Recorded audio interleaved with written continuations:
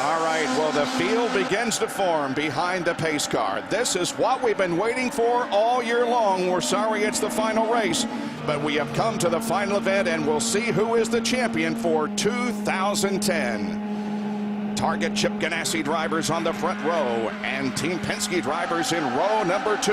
Off of corner number 4 comes the field. Green, green, green. The Apex Brazil green flag out for the final time this year, and we're racing at Homestead Miami Speedway. And Dixon quickly just tucks in behind his teammate, a little bit of cushion there to the Penske cars sitting in the 3rd and 4th spot. He predicted they would run side by side. I don't know if he was joking, but they were side by side for a few moments. And Kanaan way on the high side. Wow, TK way up on the high side. Look at the spark show. Can you imagine if you're back, say, 5th, 6th in that field there and all that's happening in front of you? The reason you have so many sparks, it takes a couple laps for the tire pressures to come up. It raises the car, and they're full of fuel. Look at all those. And Brian Barnhart warned the drivers in the drivers' meeting that there would be a lot of sparking in the first few laps until the tire pressures come up. Tony Kanaan back there in the green and white car, absolutely looking racing, just saying, hey, I want to get up there. I got some momentum. And the leaders now are approaching, just lap cars up ahead.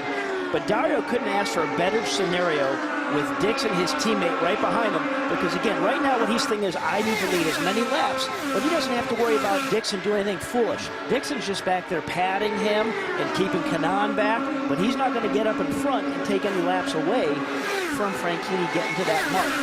And now, with first pit stops having been completed, we get set for the restart. Now, Sarah Fisher, who stayed out, got back on the lead lap. And let's see, they're racing once again as here comes Franchitti to the line. Briscoe is second, then Dixon.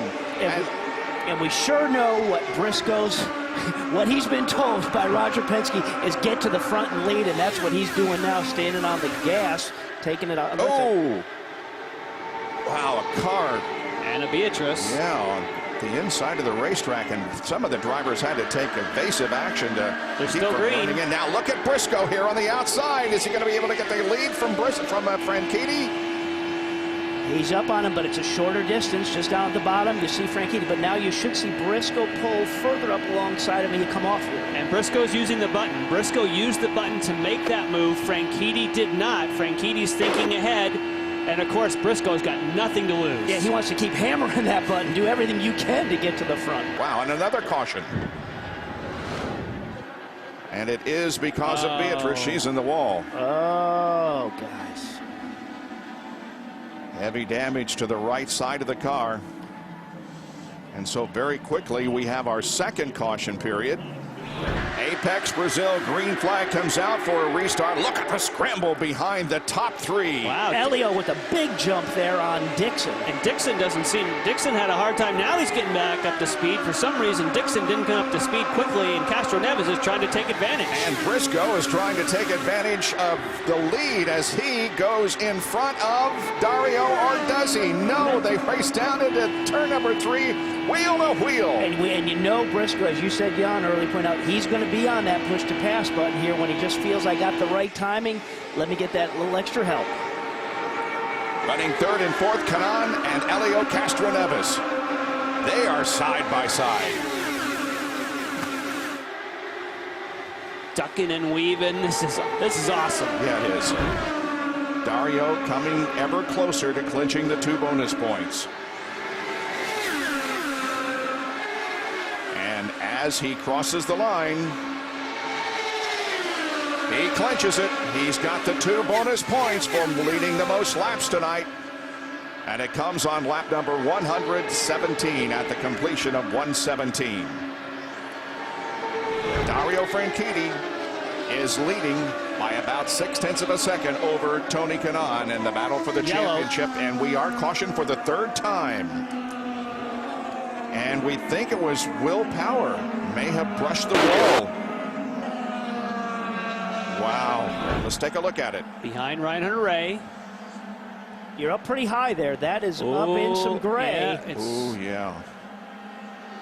Well, that was that. I mean, everything looks good there, but that was a lot of brush in the wall. oh, Yeah, that's a lot of contact. Did you see that he didn't move his wheel at all? You're just up in the gray there, and you get the marbles, and just it slides up in the wall. There's nothing he could do. Could be a major factor in the championship battle.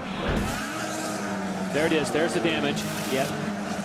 But you see, he put the tire back on, and he's going to send him back out so you don't go down a lap. I mean, he sees that. Put the tire on. Hey, guys, they're saying it is broke right rear. They just gave him the sign. Shut it down. Oh, I was thinking they'd try and send him and get him in and fix it the next time, but Less than 2 laps to go till the end of the race. Scott Dixon, the leader. Franchitti on his way to the championship. Danica to the inside of TK now as the white flag comes out for Scott Dixon. 1.5 miles to go. And look at these two continue to go hammer and tong. hardball. They're playing. That's hardball there. Dario also less than 1.5 miles away from his championship. Scott Dixon started the evening perhaps as a wingman for Dario Franchitti. He comes home as the winner of the Café do Brasil Indy 300. Finishing in second position was, I believe, Danica Patrick got Scott Dixon, or rather Tony Kanaan. But the championship for 2010 goes to Dario Franchitti. He did what he had to do. He sat on the pole, he led the most laps, and he wins the Izod IndyCar Series championship by 5 points over Will Power.